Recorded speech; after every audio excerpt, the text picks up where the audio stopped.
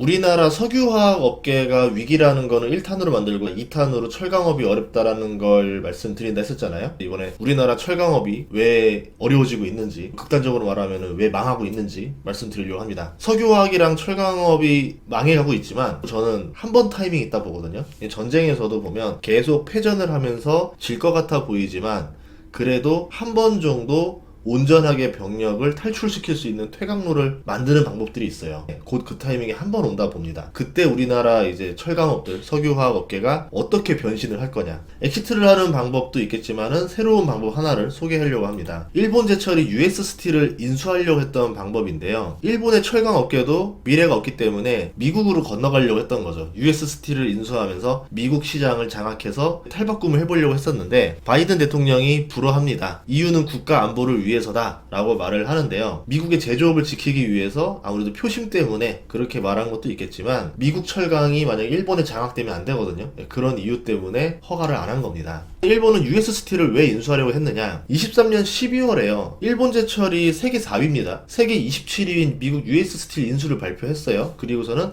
허가해주세요 라고 했는데 그게 지금 1년 만에 답이 나온 거죠. 안 된다고. 그때 당시 인수 가격이 18조 원입니다. US 스틸을 인수하려고 했던 게 원래는 일본 제철이 아니었어요. 미국 내에 다른 철강사가 인수하려고 했는데 일본 제철이 말도 안 되는 가격을 제시하면서 사줄게 라고 해가지고 이제 계약을 해버린 거죠. 그럼 일본 제철은 왜 이렇게 비싼 가격에 US 스틸을 인수하려고 했느냐. 중국 철강과 맞서기 위한 고육지책으로 만들어낸 방법입니다. 규모 면에서 중국이 너무 압도적이기 때문에 전 세계 대부분 철강사는 중국의 저가 철강으로 고통받고 있습니다. 가격 면에서 승부가 안 돼요. 철을 만들려면은 전기료가 저렴해야 되는데 중국이 전 세계에서 전기료가 굉장히 저렴한 편입니다. 그 정도로 전기료를 싸게 만들 수 있어야 되는데 우리는 그렇게 할 수가 없는 거죠. 일본도 마찬가지고요. 그러면 중국 입장에서는 한국이랑 일본만 제끼고 나면은 나머지 도전할 만한 철강 국가가 별로 없어요. 인도 정도 하나 남았고 사이즈가 비슷한 나라가 아예 존재하지 않게 됩니다. 중국은 그렇게 되면은 철을 무기로 활용할 수 있게 되는 거죠. 미국이 가장 두려워하는 게 이거일 수도 있다라 본 겁니다. 미국 자체의 이제 조각 능력도 좋은 편은 아닌데 만약에 US 스틸마저 일본으로 넘어가면은 미국 자체 순수한 철강 생산 능력이 뚝 떨어지는 거죠. 그런데 중국은 사이즈가 어마어마해요. 전쟁이 나면 장갑차부터 시작해서 군사무기, 군함, 전투기 다 철로 만들어야 되는데 조각 생산 능력이 안 따라주는데 어떻게 군사무기를 만들겠어요. 만약에 전쟁이 나면은 자기 나라 국가 철강사는 그대로 군사무기 만들라고 여기에다 투입을 시킬 수가 있을 건데 자국 내에 있는 외국 철강사한테 이렇게 하라고 할 수는 없을 거 아니에요. 그럼 전쟁을 생각했을 때 US 스틸이 미국 기업이 인수하는 게 훨씬 더 낫다 이렇게 판단을 한 거죠. 일본 입장에서도 경기가 호황이 왔다 불황이 왔다 하면서 철강업계가 돈을 많이 벌었다 조금 벌었다 하지만 장기적으로 보면은 중국 철강사를 이기기 어렵다라 판단을 한 겁니다. 중국이 경기 침체로 저가로 밀어낼 때마다 외국 철강사들은 고사 직전까지 가거든요. 만약 일본이 US 스틸을 인수한다면 세계 3위 철강사가 됩니다. 그리고 고부가 가치 강제 분야에서는 세계 1위로 올라가요. 특히 이 부분 때문에 일본이 US 스틸을 인수하려고 했던 거죠. 진짜 목적이 전기차 시장입니다. 전기차용 강판은 강도가 더 높고 가벼워야 되니까 기술도 어렵고 가격도 비싸죠. 그리고 모터에 들어가는 무지향성 강판은 만들 수 있는 철강사가 몇 개 없는데 이게 또 전기차의 핵심이에요. 이걸 가지고 US 스틸 를 인수해서 전기차용 강판 시장을 장악한다면 쿼터 없이 이 시장을 먹을 수가 있는 거죠. 앞으로 전기차 시장은 계속 커질 건데 미국 내에서 철강사가 아무도 못 들어갔는데 일본 혼자 들어가서 이렇게 한다?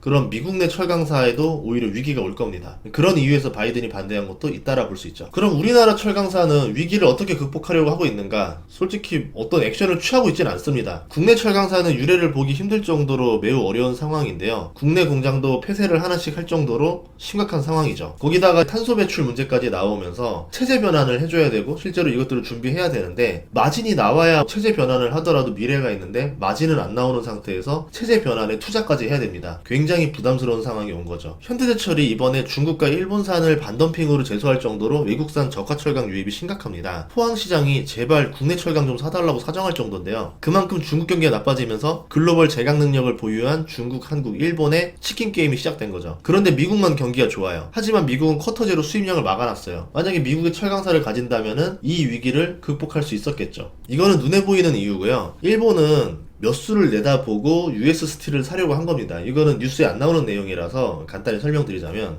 US 스틸이 전기료 비중이 낮은 철강사예요. 전기료 확장을 계속 투자하고 있지만 경쟁사들은 전기료 100%인 곳들이 두 군데나 있을 정도로 미국은 전기료 생산 비중이 굉장히 높습니다. 이미 2019년에도 70%였고 이게 점점점 계속 올라가고 있죠. 반면에 한국이랑 일본 보면은 전기료 비중이 매우 낮아요. 2019년 기준으로 일본은 25%, 한국은 32%입니다. 전기료로 철강을 생산하면 탄소 배출권에서 유리해지니까 체제 변환을 해야 되는데 전기료로 생산하면 문제가 하나 있어요. 불순물 때문에 과거에는 건축용 정도로밖에 못 썼습니다. 뭐 자동차용이라든가 가전용으로 쓰기에는 품질이 안 나오는 거죠. 그런데 기술이 업그레이드 돼요. 이 부분이 일본이 투자하려는 핵심입니다. 이거는 뉴스에 안 나오더라고요. 미국의 셰일가스랑 전기료 사업이 연관이 돼 있어요. 그렇기 때문에 일본은 기를 쓰고 US 스틸을 인수해서 미국으로 진출하려고 했던 거죠. 철강 시장을 독점한 중국이 계속 저가로 내려오는 거를 막는 방법은 미국의 철강사를 인수하는 것밖에 없다, 이렇게 판단을 한 겁니다. 그래서 저는 여기서 투자 힌트를 하나 찾아낸 게 있는데, 와, 일본 사람들 머리 진짜 좋다. 와, 저런 꾀를 어떻게 냈지? 그리고 미국은 저 꾀를 또 어떻게 알아서 또 이걸 거절을 했지? 일본과 미국 정말 대단한 나라구나 라는 생각이 들었습니다. 생각한 투자 힌트가 하나 있었는데 이제 그거는 멤버십이랑 2부에 풀도록 하겠습니다. 미국과 일본은 이렇게 머리 싸움을 하고 있는데 대체 우리나라는 뭐 하고 있는 거냐? 우리나라도 지금 국내 철강사들이 위기를 인식하고 있어요. 그러면 무엇으로 헤쳐나갈 거냐가 중요한데, 신년사를 봤더니 기술적 우위로 헤쳐나가자 이렇게 말을 하는데 제가 판단했을 땐 소용없습니다. 미국의 쿼터제 장벽이랑 낮은 전기료 비중, 그리고 치솟는 전기료 때문에 전기료로 전환한다 하더라도 비싼 전기료로 경쟁력이 안 나와요. 그리고 탄소 배출제 특성상 나날이 배출권 쿼터가 떨어지고 있거든요. 그러면 그 탄소 배출을 하는 만큼 돈을 주고 계속 사와야 됩니다. 거기에 중국의 저가 철강 공세가 계속 들어올 거고 경기 침체가 심해질수록 매번 계속 저가 철강으로 국내 시장을 박살낼 거예요.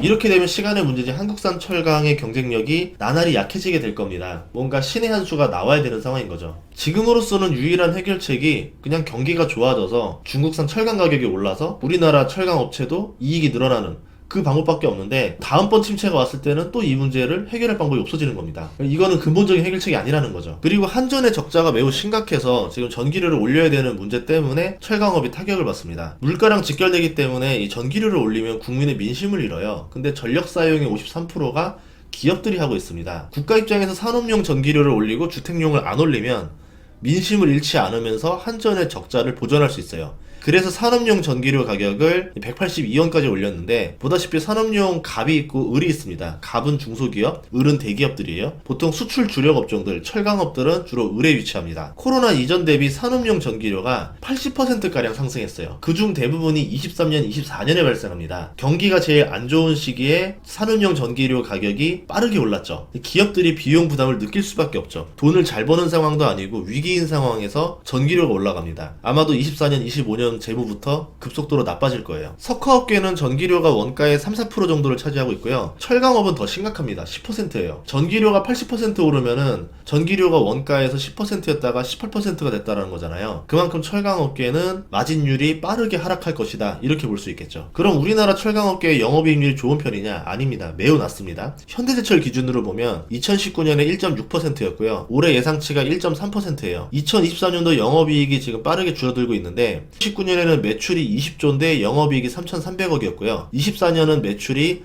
23조 5천억이에요. 17% 정도 증가했는데도 불구하고 영업이익은 19년이랑 똑같습니다. 3,200억 정도를 예상하고 있어요. 일본도 상황이 다르지 않은데요. 일본도 2010년경에는 킬로와트 시당 12엔에서 14엔 정도였다가 22년에는 18엔에서 20엔 정도 사이가 됩니다. 지역별로 25엔까지 나왔다는 뉴스가 있었을 정도로 일본도 산업용 전기료가 많이 올랐죠. 한국과 일본 전기료보다 비싼 제조업 비중 높은 국가가 독일밖에 없어요. 반면에 미국은 일본, 한국보다 전기료가 40% 수준으로 저렴합니다. 중국은 전기료도 저렴한데 인건비도 저렴해요. 일본과 한국 철강은 가격 경쟁력에서 밀릴 수밖에 없다라는 얘기죠. 전기를 많이 소비하는 업종이 반도체랑 제철, 석유화학 산업인데 지금 우리나라에서 가장 위기에 처한 산업들이랑 일치합니다. 그리고 재생에너지량이 중요한데 국내는 이걸 받쳐주지 못해요. 이걸 사와서 재생에너지 비중을 맞춰줘야 되는데 맞출 수가 없는 거죠. 한국의 철강 업계가 이 문제를 어떻게 극복할지, 첩첩산중인 문제를 한 번에 해결할 방법은 안 나올 것 같거든요. 그리고 경기 호황이 오면은 한 번 정도의 타이밍은 나오겠지만 그때 변신을 못하면은